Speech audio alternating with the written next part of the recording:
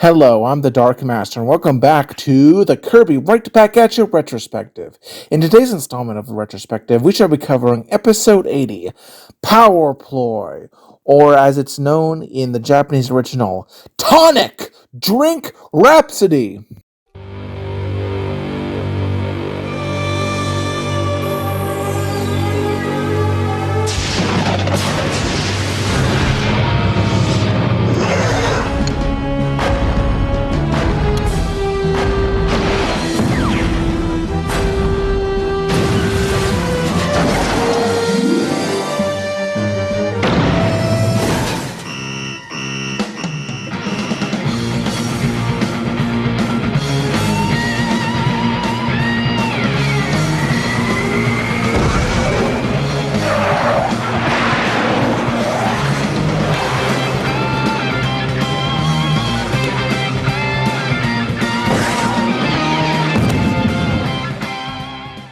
So this episode was originally released in Japan on May 3rd, 2003 as the 80th episode.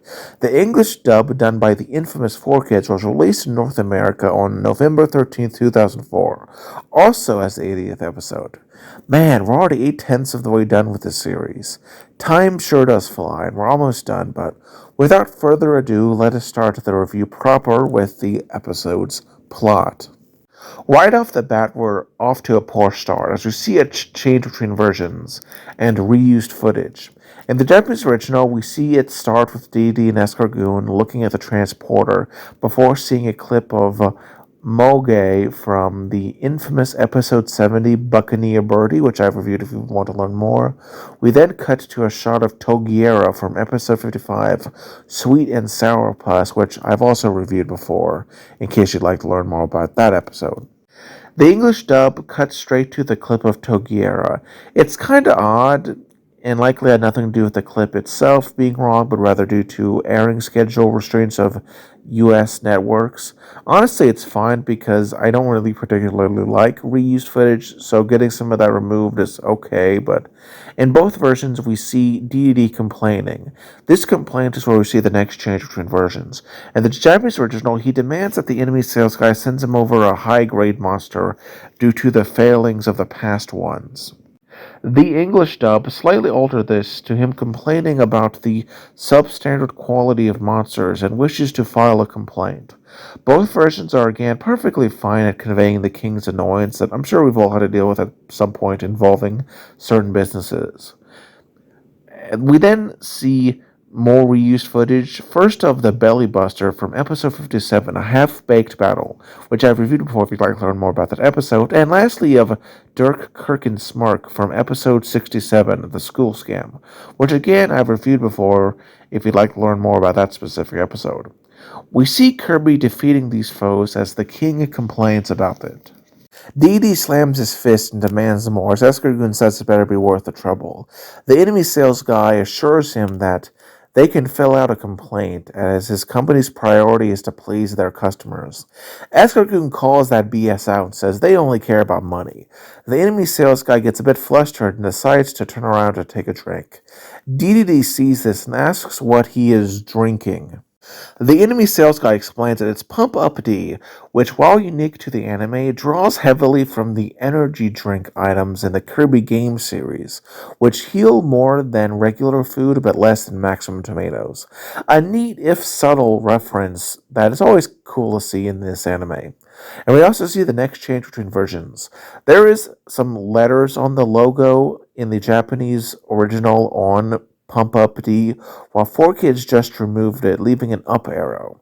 Just another instance of weird, stupid censorship. I mean, I really don't think these letters would have offended anyone, but I guess 4Kids just wanted to play it safe.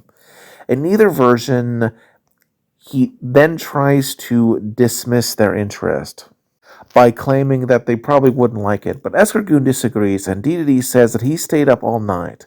The Kings, in particular, wanting to learn more about it. It is here that we see another change between versions. In the Japanese original, Dedede and Escargoon ramble about how city living involves energy drinks, and that's why they want it. Kind of an odd conversation that sounds really weird in English, and I'm sad to say the English dub is actually better here. The enemy sales guy is surprised as the king clarifies that he spent hours working on his PC. Esargoon snarks that he almost managed to turn it on, to which the king hits him over the head. The enemy sales guy then explains that it is a formula specifically made to generate more energy in a person. Clearly, he's sensing an opportunity to make money off the king again. The king demands he send it over. The enemy sales guy, confused, says he thought the king would want to convey a complaint, but the king forgets that and just wants the drink delivered. As we cut to the jazzy intro. After the jazzy intro, we cut to the delivery being made and see a much larger container of pumped up D. Escargoon goes over to look at it and pours a cup of the drink. Escargoon wonders what is in exactly the drink as Dedede holds that cup that he poured. Dedede shrugs it off, saying that it's likely a bunch of healthy stuff and tells him to look at the label. Escargoon looks over the entire massive bottle but sees no ingredient list. The king is worried as it could be dangerous stuff in there, and Escargoon says it could have something awful. Thinking about it, and then suggests that they try it on the Cappies, with the two evil goobers laughing at the idea to both get money and test this dangerous substance on innocent people. We cut to Capri Town, where Kawasaki is seen walking down the street, and after a brief chat with Gengu, the toy store owner, about business, stops when he sees a vending machine of pumped up D.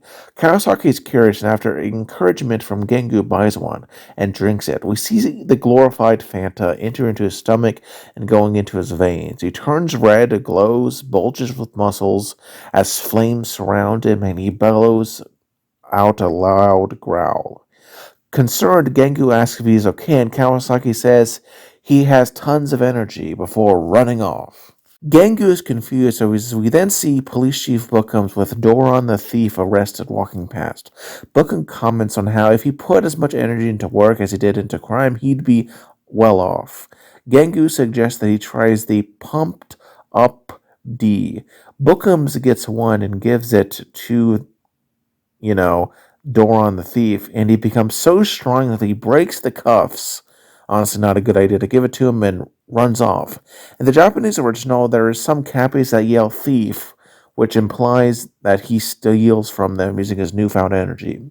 With 4Kids removing this, it just greatly weakened the scene.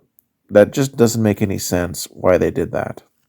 Regardless, in both versions, Bookums grabs one pumped up D and powered up with it, chases after the thief. Gengu looks confused more as we see Melman the mailman show up. As we see the next change between versions. In the Japanese original, he complains about his aging body being painful and doesn't want to get older. After Gengu introduces him to Pumped Up D, he tastes some, and now energized and with burning eyes, he pucks the bottle into the air where it lands into a trash can, shocking the passing Hannah and Buttercup. He asks them for tea, and they run away, calling him a pervert for some reason. 4Kids instead change this to him saying he doesn't know how he can finish his deliveries as he has too many, and changes the women running away as he asks them to boogie woogie, which kind of reminds me of Cool Cat now that I think about it. Honestly, here, I think both versions have merit. The Japanese original has better initial reasoning for why he tries to drink, while the English dub removes the weird pervert comments that I really don't think were justified since he just wanted to ask for tea. It really depends on you which version you like better. I prefer the English dub a little bit, but it's up to you, honestly. In both versions, we then see a seemingly dying Cappy sitting on Dr. Yabui's office, where Dr. Yabui is asked by him if he can do anything. Dr. Yabui says there's no cure. See the next change between versions. In the Japanese original, he says he'll give him Pumped Up D as a test.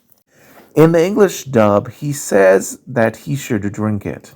A minor change is not honestly a big deal. In both versions, the patient drinks the stuff and becomes energized, running through the wall like the Kool-Aid Man.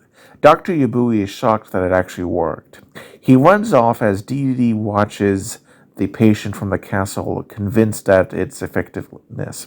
He go back to the container, and despite Escargoon's protest, drink some of it, and much like those before, is empowered, represented by a volcano. He spins around and is muscular, possibly being an inspiration for Macho Dedede from Kirby Star Allies, which is a game I'll review eventually anyway. Escargoon tries to flee, but the king grabs him, and we see Dedede running through town with Escargoon tied to him, as well as swimming through a ocean as Escargoon begs him to stop. We see Dedede riding like a maniac on a bike, dragging Escargoon along the way until, mercifully, the rope breaks from the wear and tear. Tiff and Tuff come to see the hubbub as Gengu hypes the stuff up. Tuff recognizes the enemy sales guy, and Tiff says they should investigate what is in it. They go to Curio's museum as they do some chemical tests on it. The old professor, in shock, says there's nothing natural in here, and it's all chemicals. I mean, technically water's a chemical, so the verbiage is a bit odd. It probably would have been better if they said it was all unnatural. But regardless, Tiff reads the label, which is odd because it's seemingly absent elsewhere. Maybe that's a minor plot hole. Maybe the smaller bottles do have one. I mean, we never do see these small bottles being made. It's just kind of weird, though, that it's here in such a way that Tiff is able to read it effectively for just this one scene, but it wasn't seen before. One of the test tube reacts as Curio names the chemical behind all this mess, as we see the next change between versions. In the Japanese original, this substance is called cocaine, which is a reference to how Coca-Cola used cocaine leaf extract in their original formula before it was changed later. 4Kids changed this to quicazine due to wanting to remove any references to illicit materials, which is honestly just another example of the dying embers of the absurd moral panic present at the time, where parents were concerned that any reference to drugs were considered inappropriate. It also, I like to note that the English dub, quicazine, reminds me of pufferzine, which was the chemical in Fitness Fiend, which is an episode that I've also reviewed before, if you'd like to learn more. But hey, at least now, regardless of the name, we know what these guys are drinking. Cocaine! Kind of makes their behavior more understandable if you really think about it. Professor Curio comments that it can generate energy, but at a dangerous cost. We see the Cappies running around like cocaine addicts. Kawasaki buys a lot and carries them away in a wheelbarrow, much to the confusion of Tuff and Kirby, who are watching him. They follow him to his restaurant as Kawasaki pours drugs into his food, which, I mean, cocaine is one way to make bad food taste good, I guess. He brings Samo the bartender, who is somewhat hesitant about trying it. We also see the next change between versions. In the Japanese original, the dish is called Power Up D Curry instead of Stamina Soup. This was changed due to 4Kids wanting to remove any cultural references that Americans they thought would be too stupid to get. Which is funny because curry is probably more popular in America than it's ever been nowadays, but I guess at the time it was a little more niche. Samo also complains about the price being doubled. The Japanese version here is better, honestly. And in the end, though, he does try some and become energized. He runs out of the kitchen. Kawasaki tries to stop him as he still has a lot of leftover food. Kirby, being who he is, goes over and Kawasaki lets him eat it. Tuff tries to stop him but is not able to, and he becomes energized. Tiff walks up and sees Kirby bursting through the roof as we see another change between versions. In the Japanese original, the blue flags on Kawasaki's restaurant have kanji on them, which the English dub by 4Kids airbrushed it over for the same reason. I don't know why. It just seems kind of something weird to remove. I mean, it's not a big deal, but it's an interesting change. In both versions, Kirby leaps into the air and is clearly hyperactive. Tiff lambasts her brother for his failure, and he apologizes. And the two chase after Kirby, who falls into the town square, runs around him like a maniac, and starts sucking. The Cappies hold on for dear life. He is briefly paused when a tree hits him, but he inhales again, swallowing a Dedede statue, and despite Tiff telling him not to, becomes...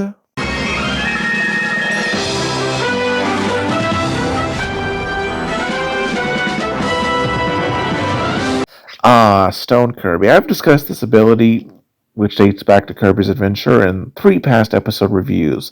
Those being of Episode 2, A Blockbuster Battle, Episode 8, Curious Discovery, and Episode 47, Pink Collar Blues. So watch those if you'd like to learn more about this ability, but I think it made its appearance into the anime well enough. Even if it lacks the multiple stone forms, it doesn't really matter, nor does it really impact it in any way.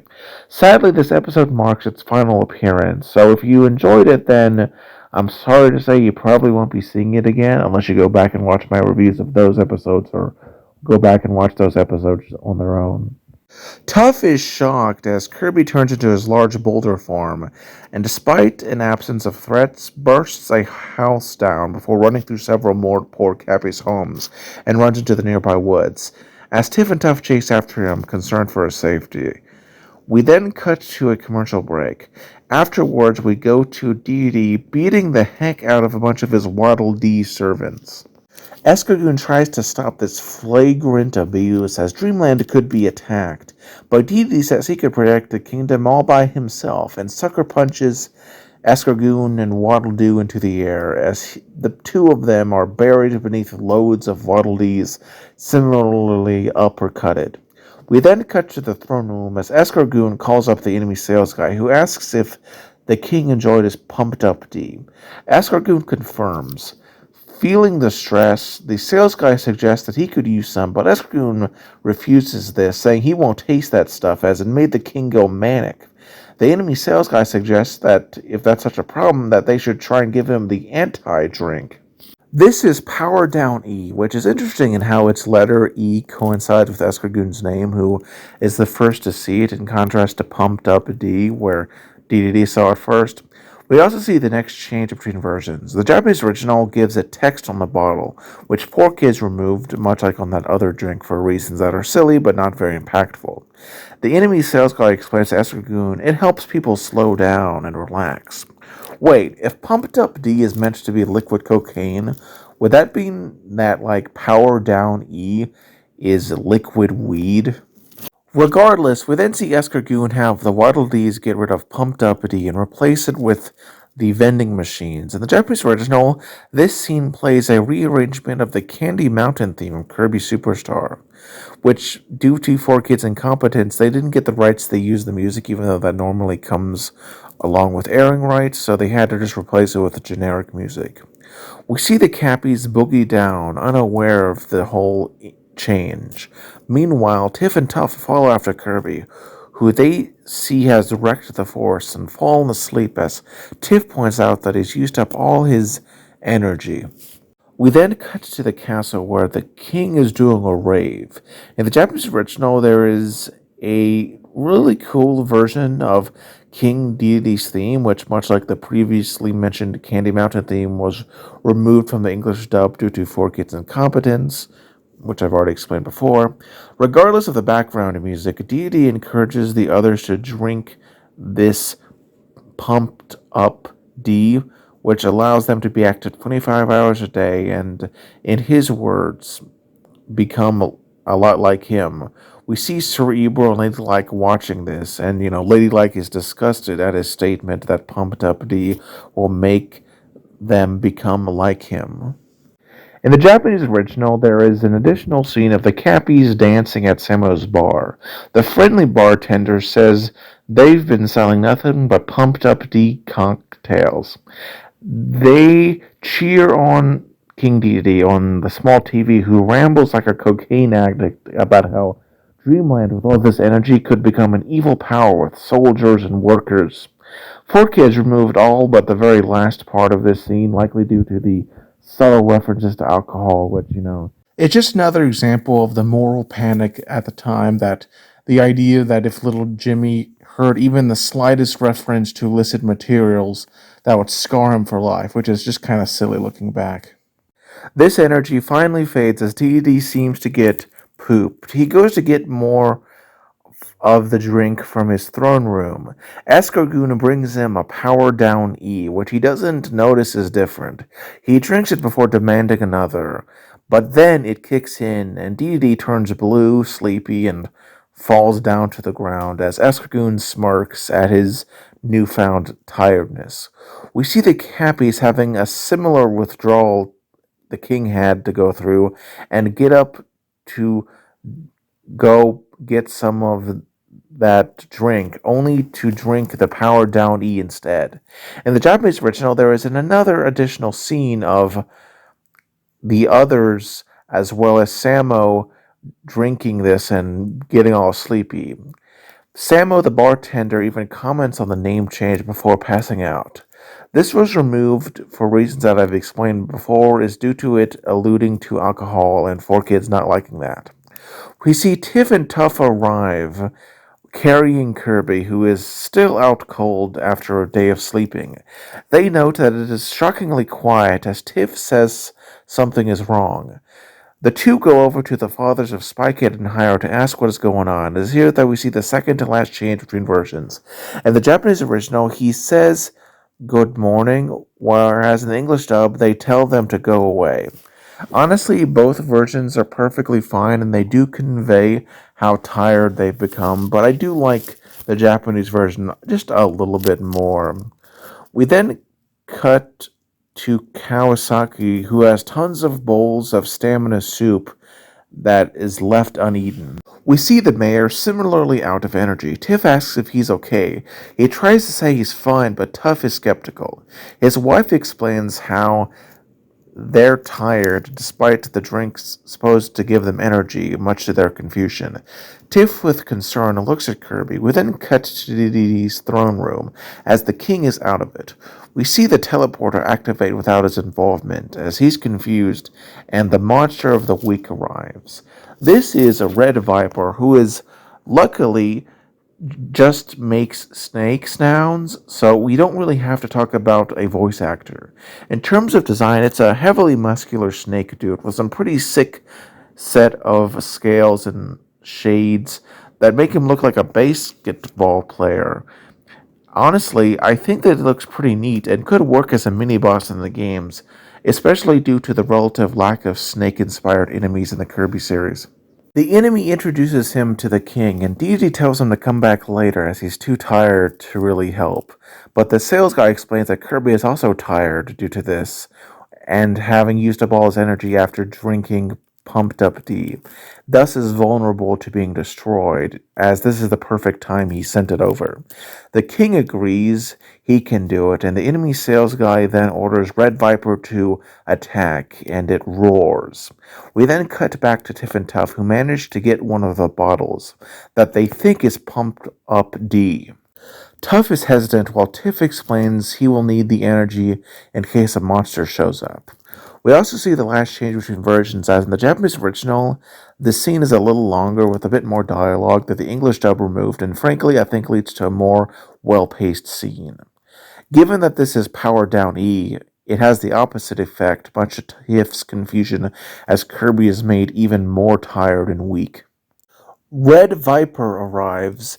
Tiff and Tuff try to get Kirby to safety, but the monster quickly catches up to them with a few hops and pushes the two children away. He then dribbles Kirby like a basketball before hitting him into a tree with his tail. Tiff calls for Kaboo, who releases the Warp Star! We see Red Viper beat the absolute stuffing out of Kirby, while Kawasaki tells Kirby to hold on as the Warp Star finally arrives, and Kirby gets on it, but sadly Kirby's too weak and falls off. Tiff wonders why he's still sleepy given his consumption of pumped up D, when Escargoon rolls up with an extremely tired looking deity and explains that he replaced all of the chemically enhancing drink with powered down E, gloating about how the stupid children gave the wrong drink to Kirby. Tuff then remembers that Kawasaki had a lot, but the chef says he used it all up while making his stamina soup. The two kids tell him to go get some, and he rushes to his restaurant, where he tries to make some fast. We then see Red Viper try to eat the poor baby who uses some of the last of his strength to hold the fiend's mouth open. Kawasaki rushes back and tosses the soup at Kirby, who eats it and is empowered. He then frees himself as the group cheer, before he then beats up Red Viper like how Hulk did to Loki in the Avengers, and smashing him all around. Eventually smashing him into Escargoon, completely totaling the limousine, before he then gets on the Warp Star and flies into space, for the first time since the very first episode, which I would say that you could watch my review of, but has sadly been taken down for BS copyright reasons. Don't worry though, it'll come back soon. Red Viper tries to bite him one last time, but Kirby gets him to bite his own tail, which causes him extreme pain and basically renders him impotent. He then continues into space and tosses the whimpering snake into the sun, destroying it. He then returns down as the townsfolk cheer on Kirby. Escargoon says that he told the king that drinking that stuff would have bad effects, as the king says that he needs to drink some Wise Up D, and the episode ends with Kirby standing in the car, just happy to be there. Now that we've finished the story, let's discuss the positives, negatives, and my final thoughts on this episode as a whole. Starting with the positives, I have to say that I thought the monster of this episode was one of the better anime exclusive ones in terms of design. Sure, it's not the most complex, but you don't always need one to be in order to be a genuine threat. He was really tough and clearly would have beaten Kirby if not for the intervention of Kawasaki. The episode also had some pretty solid themes and commentary on the shady, unhealthy nature of a lot of energy drinks that, try to pass themselves off as being healthy. I also thought the enemy sales guy's role was more active and was very refreshing. Kind of makes you think that stuff is ramping up as the series starts to reach its end. Tiff's mistake also makes her seem a lot more nuanced than some other episodes.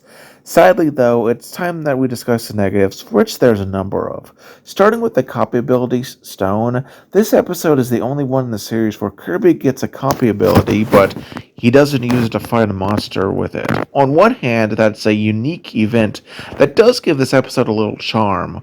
On the other hand, this is the final appearance of Stone, and I think it goes out with a whimper as opposed to a bang. And I think it could have been utilized better, or maybe they could have brought him back for one more episode. So it kind of nullifies what would have been a unique concept with the sense that this is the last time Stone ever appears in the anime. So, it's kind of a mixed bag on that one. Another flaw that I noticed is that this episode had many more weird plot holes than the last few I've reviewed. Firstly, the enemy sales guy is not impacted by the drinks at all, despite drinking pumped up D. There's really not an explanation for that. Maybe you could, if you're being generous, say he's drunken so much it doesn't impact him as much, but I find that extremely unlikely. There's also the fact that despite there not being an ingredient list when Escargoon looks at it, Tiff can name one of the ingredients on the label. That's kind of weird. Perhaps the most notable one, though, is how, despite Kawasaki having several pre-made plates of stamina soup, he decides to make an entirely new one for Kirby when he's attacked. I mean, what the heck? Kawasaki, it's not the time to be showing off when your best friend is about to be consumed, okay? Like, what was that about? Then there was all the censorship this episode had, which is just repugnant to me as someone who generally respects art. The removal of the text on the bottles is just so unusual, and it highlights the stupidity of this, as well as the fears of somehow encouraging kids to drink because there's offhanded mention / visual allusions to a bar, which is silly. Hiding kids from any references to substances doesn't prevent them from doing that, and if anything, it makes them more susceptible to it because you don't inform them about it. Overall, this episode is fine. It's got a number of flaws, sure, but I still quite enjoy watching it. It's definitely a silver and not a must-watch, but not something you should go out of your way to skip either. I'm the Dark Master. If you like this video, like it, but if you love it, consider subscribing and join me next time on the Kirby Right Back at Ya Retrospective. Have a wonderful day.